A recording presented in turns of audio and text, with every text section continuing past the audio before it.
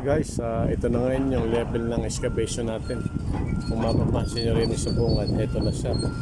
Malapit na natin mabot yung, panel level. So, sa halos kalahati na siya ng blanket. Yan, magmula dito, papunta doon. Yan, pinatampakan ulit natin ng half meter, guys. Yan. Yan o, nandun sa dulo yung naglalagay ng blanket. Itong dalawang excavator natin, nagpa-backfilling. Parang benching backfilling, so sa bungad and then papunta doon sa dulo na yun hanggang sa T50 sa tie rod number 50, guys. So ang ganda yung ating ngayon ay kinukonekta ng ating mga helper itong cellwood para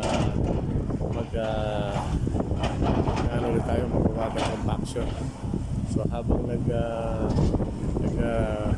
nagpipiling na 50 cm itong bako ating excavator na to, didiligan na nila itong bungad na to, guys.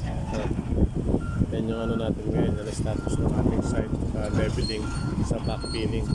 Halos yan, yung makita yung blanket kahapon kalalagay lang namin ng blanket. So ngayon ng maga nag-umpisa na tayo mag-backfill. So nasa almost mga 1/3 na yun, 1/3 na blanket yung natin na backfill, guys. So yan, guys, ang ating site status ngayon.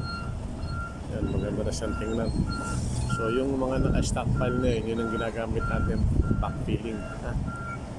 Yan ang pang-backfilling natin, guys. So yan, dire-diretso lang backfilling. Pagka-backfill ng 50 cm, iwa-water compaction natin, guys.